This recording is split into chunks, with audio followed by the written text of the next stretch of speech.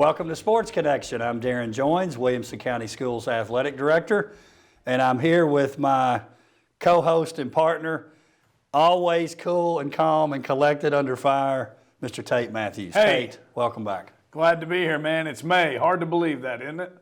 May. Very difficult to believe. And we talked about this last week. Team tennis district championships, had some rain, but got the tournament finished. Now it's on to the individual championships. And then this week, we've got baseball, softball, soccer all getting started. So it's a great time of year. Great time of year. I'm excited about it. I love this. We're one step closer to spring fling. We're kind of in our own little Wilco spring fling, and you mentioned tennis in the books. That's just one more sport that we played El Matador with the coronavirus and got the season in. Didn't think we could get them done. Oh, it went. It's another one in the books. And being outside, all that was obviously played in our favor. Hey, before we talk about those sports specifically, a couple of big hires in the district. Jared Street, boys basketball hire at Page High School, had previous coaching stops or head coaching stops at BGA in Hickman County. And I'm just wondering, Tate, you think Coach Street used Dr. Qualls as a reference, or would that be something he would have wanted to distance himself from? Oh, no doubt about it. I think he put him on there. And why would you think that? Well, from his Hickman County ties. But, it was also, he had him on there for the TED Talks and also the drone racing league. But basketball, I think he got that on his own. Okay. You agree? I hope so. Listen, we love Dr. Qualls, but sometimes we just don't know how that's going to go. That's right. Whether or not he's... No. Here, it's a big deal. Marshall County, not so much.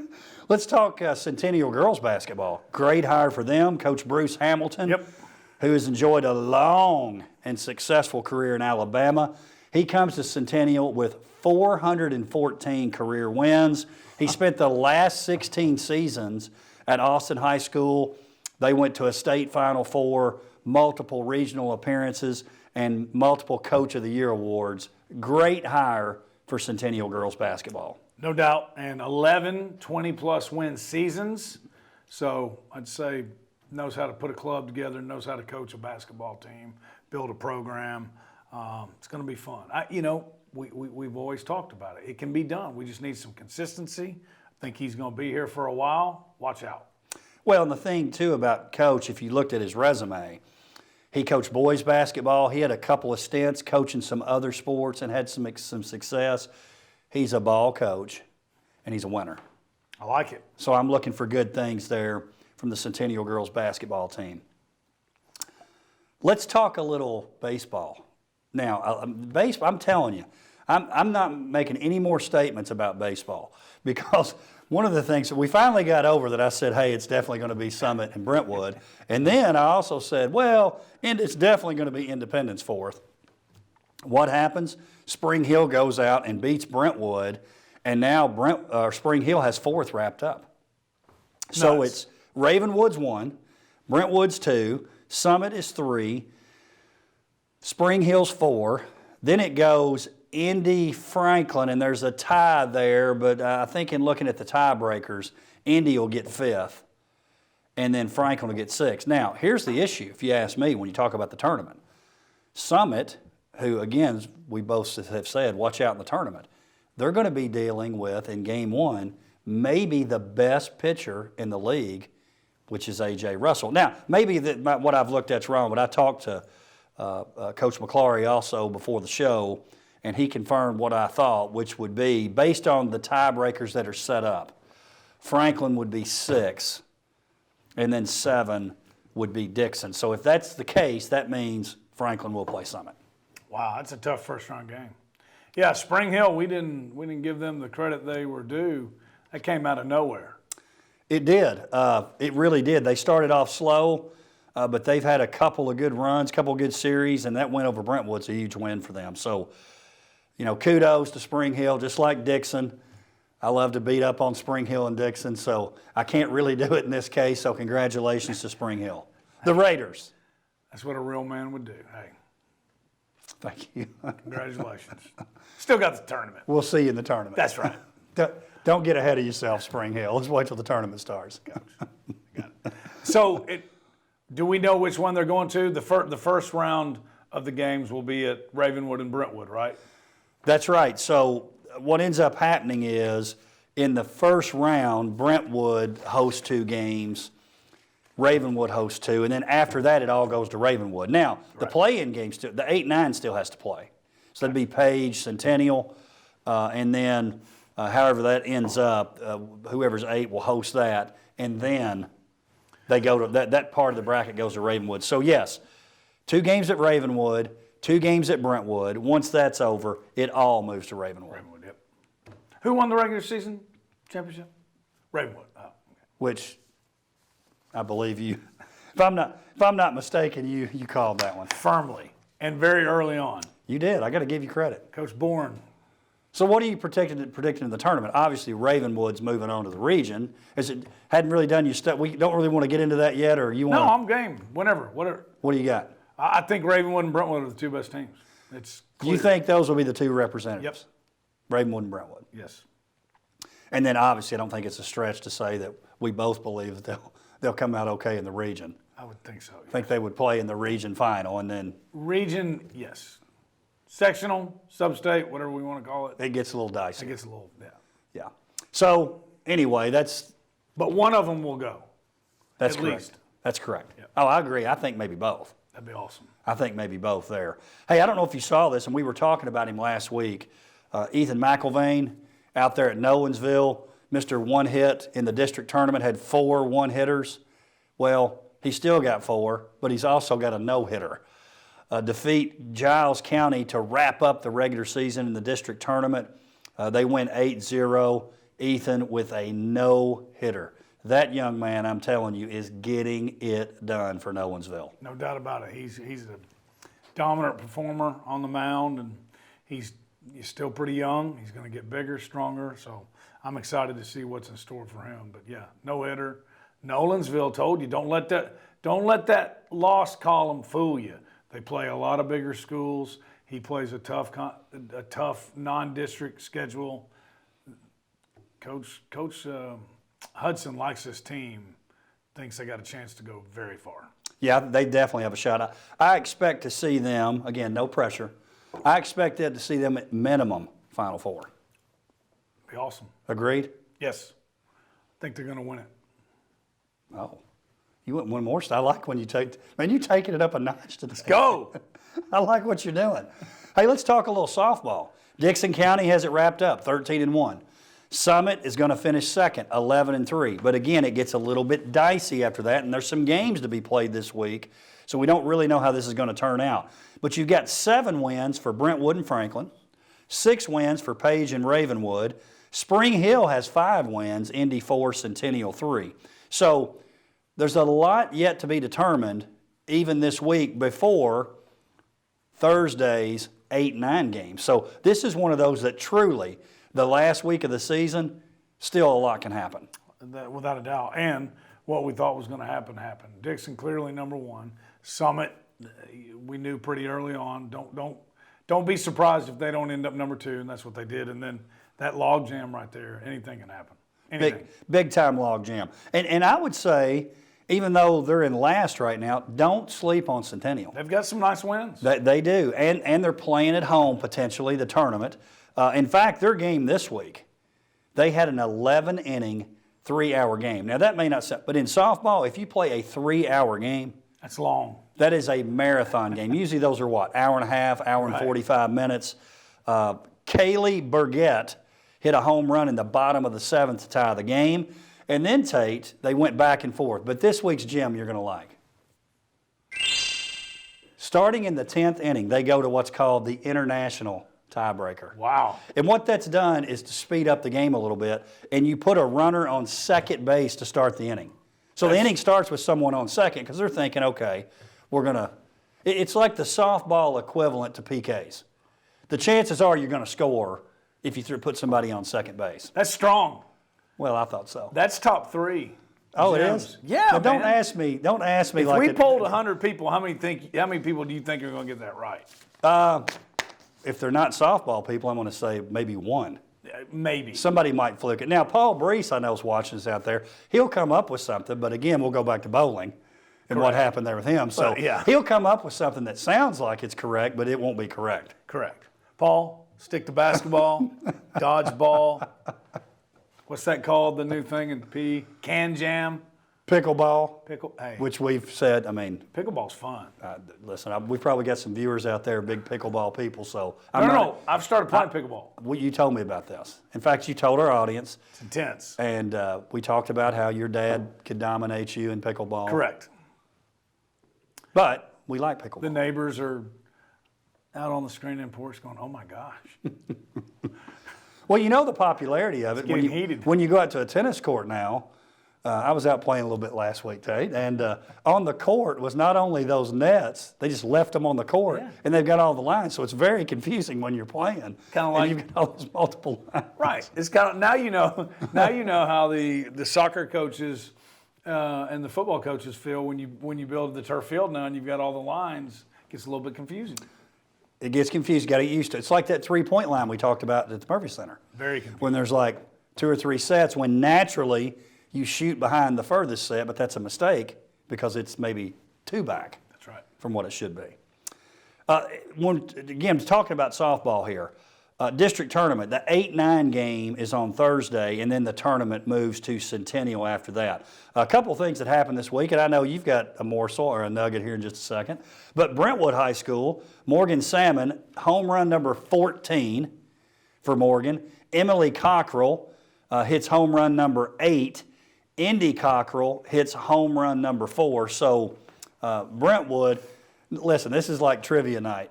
You can't use, so I don't know. Did we catch that, Mr. Producer? I saw him in my peripheral. I feel like he's doing some illegal research. No. I'll tell you what it was. Online. Coming in hot off the wire. Okay. Hot off the presses. Hot off the press. Always working to bring information to the viewer. So, yes, I do have a morsel or a nugget. It's not a gem, but it's a nugget. Been talking to Coach Powell. As you mentioned a few shows ago, the season record for home runs in Brentwood High School softball, long tradition history, 8. As you mentioned, Morgan Salmon is at 14. Emily Cockrell is at 8. Indy's at 4. Don't know if Indy's going to be able to make it. But we're not only going to break it, we're going to have 2 break the record. 2012, Christina Schwartz, hot off the press.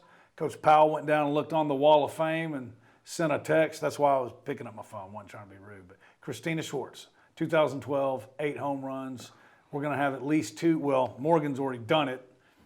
Emily's at the very least tied it. I think very good chance she breaks it. Now, I'm impressed. You talk about, but you picked your game up. It's dedication. That's big time. So we don't want to get into this, but we could have like a little most impressive research of the week, but then, we don't want to. Maybe we could have a Twitter poll, like what was better this week, the gem or the morsel? And then the viewers, and there's going to be somebody write in, quote the tweet and say, what are you talking about?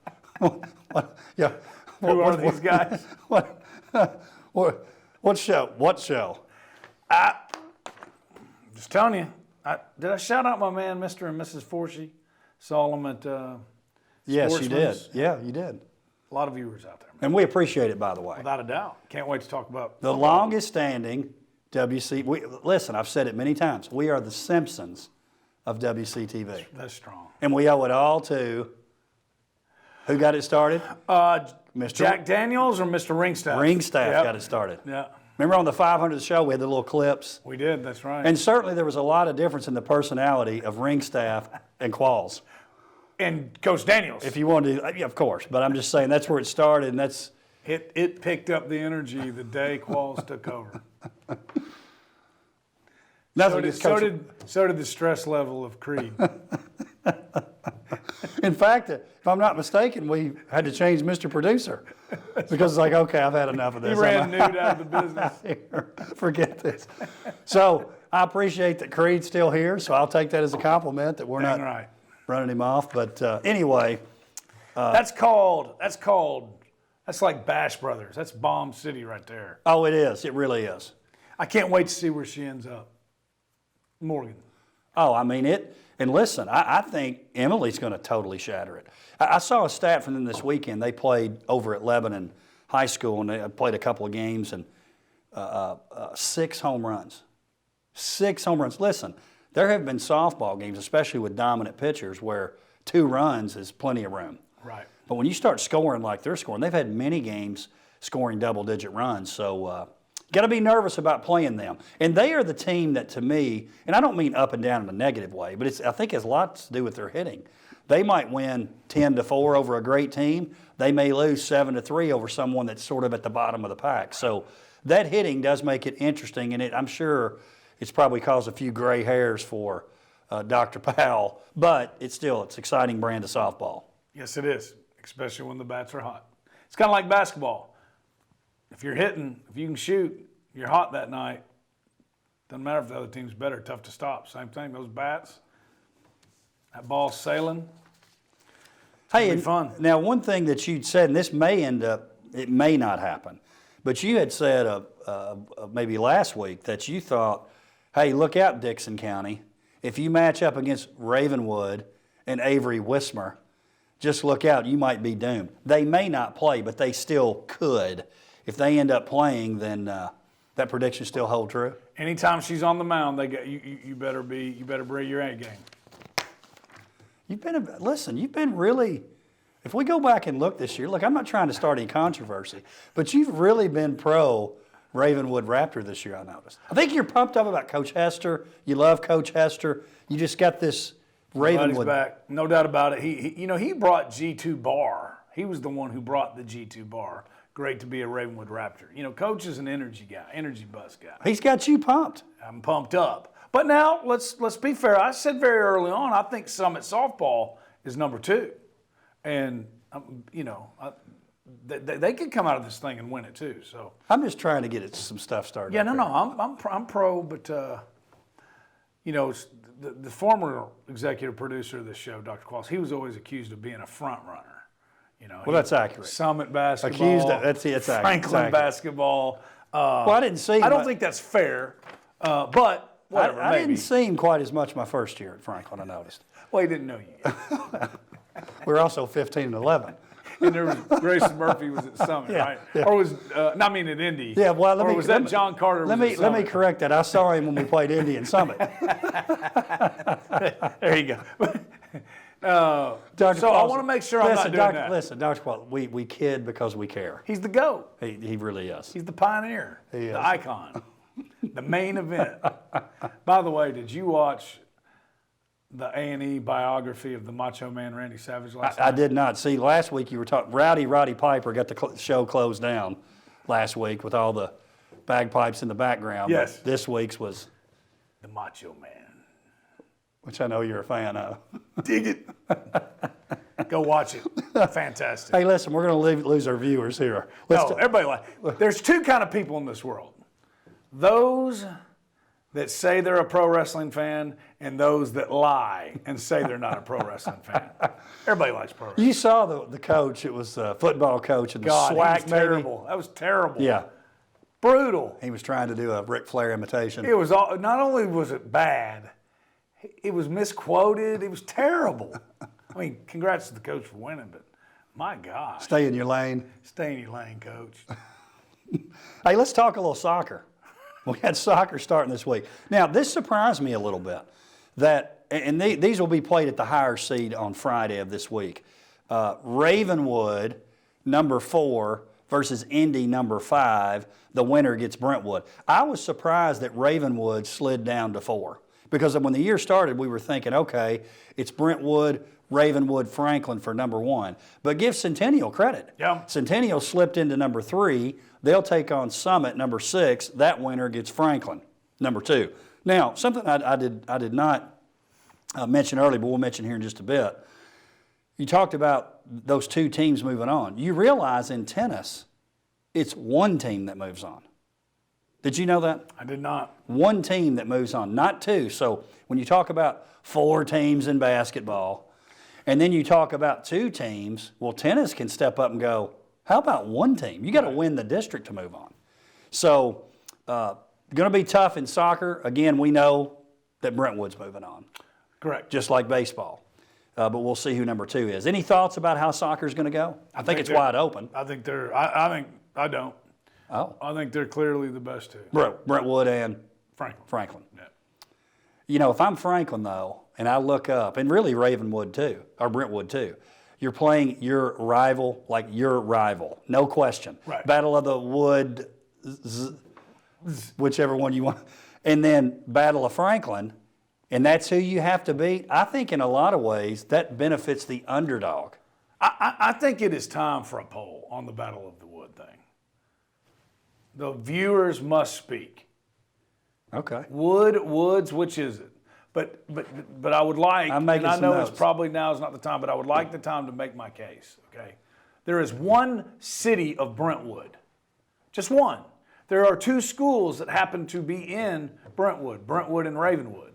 Therefore, when they play, it is the Battle of Brentwood, the Battle of the Wood. So here's what, listen, I think you're right, but only partially, and I'll tell you why.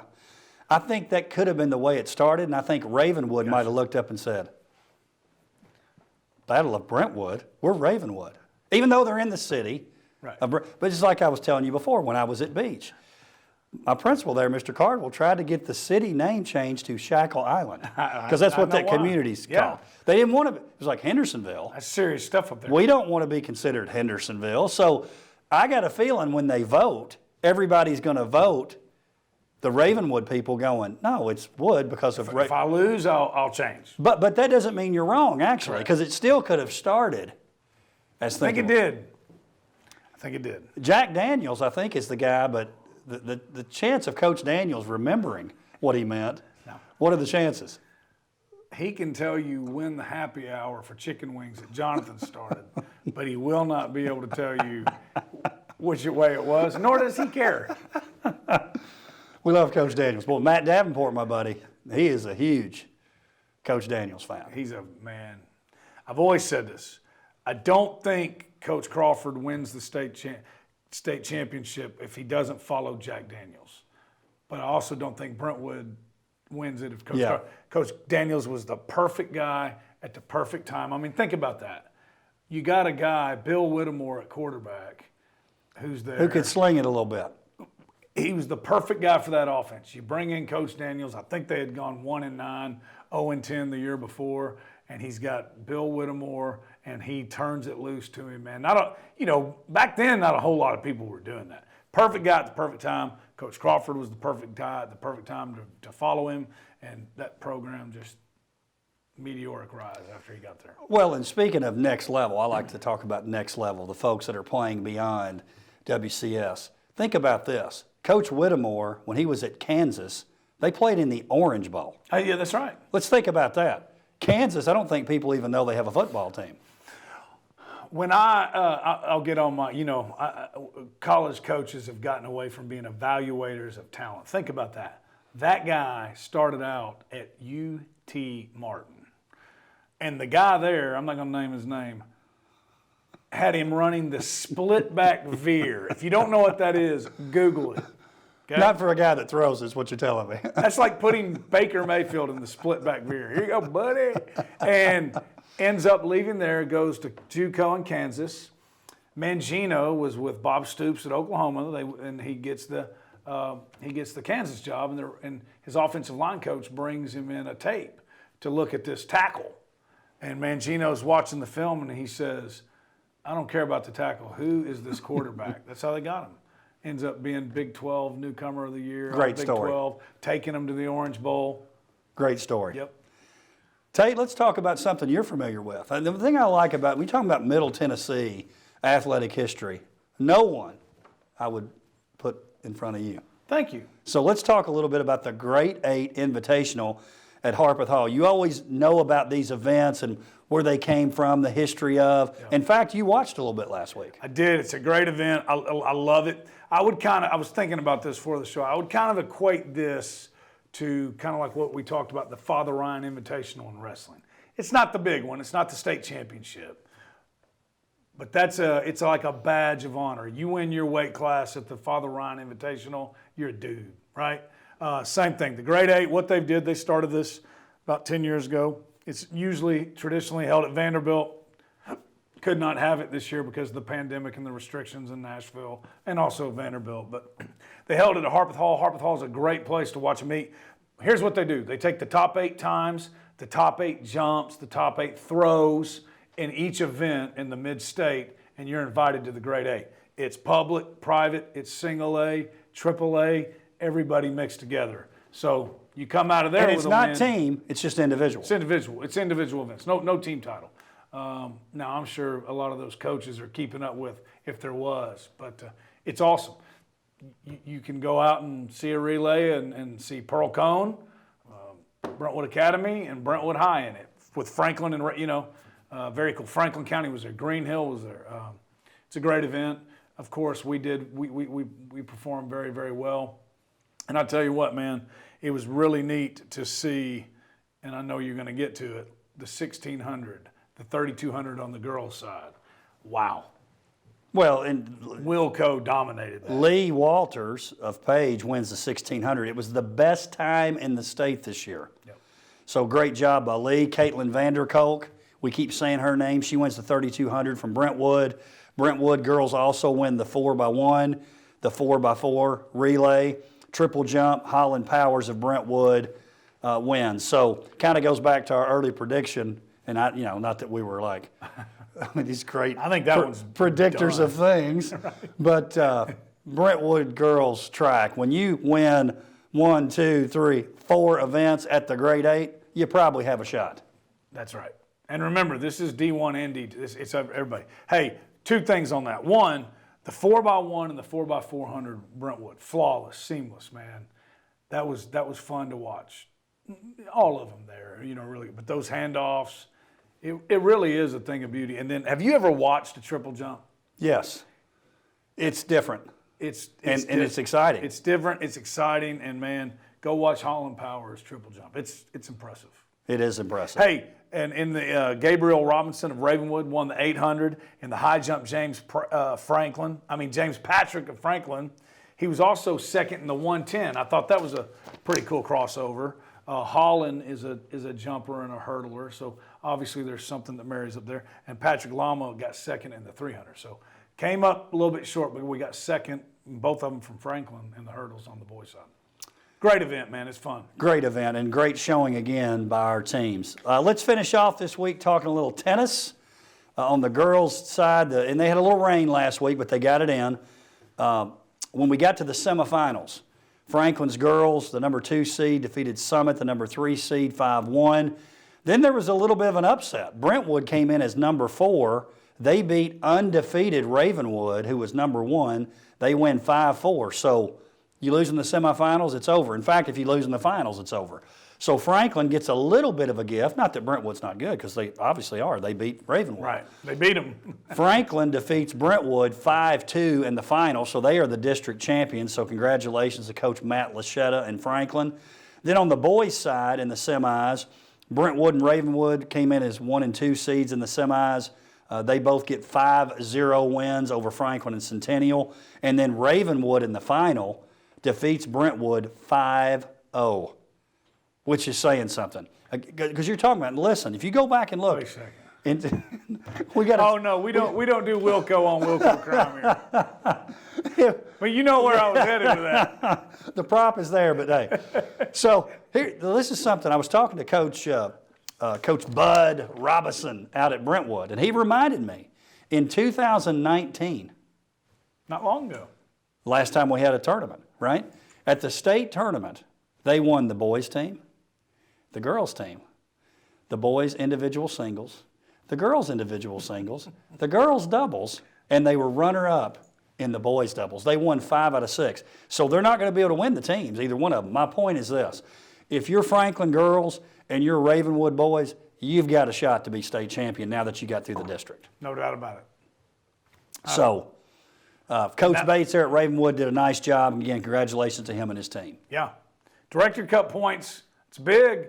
It's very big. It's very big. We'll see how it goes. Spring's shaping up pretty good for the Raptors. Wilson Pike. Your team. G2 Bar. Your school. No. Tate? Dig it. Tate, as always, appreciate you being here. I'm excited about I love the postseason. Me too. I can't wait to get up to spring fling and jump from event to event. It's going to be fun. It's going to be fun. It's going to be fun. We'll see you next week, Tate. Yes, sir. Oh, Wilco's right around the corner too. Right It's around gonna the corner. Sneak up on you. It's going to. I can't wait for that, of course. And we're going to bring our A game. Yes, we are. I'm excited. Can't wait. As always, we appreciate you joining us for Sports Connection, and we'll see you next time.